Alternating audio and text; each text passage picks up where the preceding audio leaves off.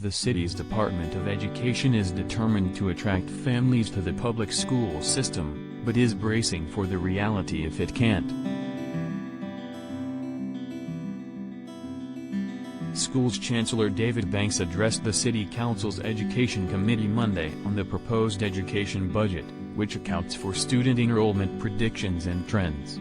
Previously during the pandemic, schools did not lose funding if enrollment dropped.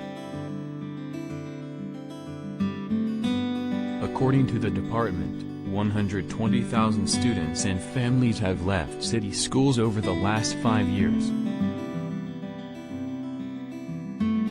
How many more will come back? We don't know. So we have to hope for the best but plan for the worst, Banks told the committee.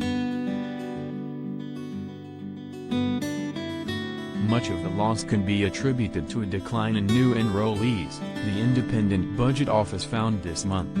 That includes families in some of the city's traditionally most sought-after school districts, encompassing neighborhoods like Greenwich Village and Park Slope.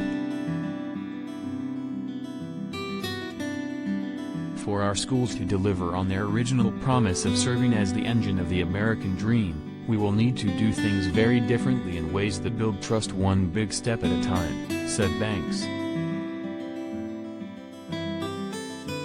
To help get families back or new families enrolled, Banks said the system needs to connect students with the real world and what matters to them, and engage parents as partners. It is the biggest complaint that I've heard since I started as chancellor. Parents have felt unheard and disrespected, he said. Banks added many schools experienced big changes in enrollment over the last few years that have not yet been reflected in their budgets. To soften the blow next school year and the following, the system will spend $160 million and $80 million in federal funding to partially make up those losses. Council members pushed Banks on efforts to bolster enrollment, and how those tie into other problems the system faces, like rundown buildings and other crumbling infrastructure. You want to bring them back, but the environment has to also be inviting, said Council member Rita Joseph of District 40 in Brooklyn, a former teacher who heads the Education Committee. Most of them look like jails. They said the colors are terrible, the settings are horrible. Banks, who had previously characterized shrinking enrollment as an indictment of the dough he inherited, encouraged city leaders to foster a more positive, new narrative that could help reach families.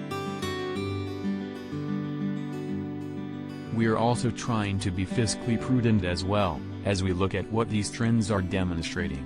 So it is disturbing. And so we've got tough choices that we have to make here, Banks said. How do we get families to re-engage, and to trust, and want to come back into our schools? That will solve a lot of these other financial issues that we have.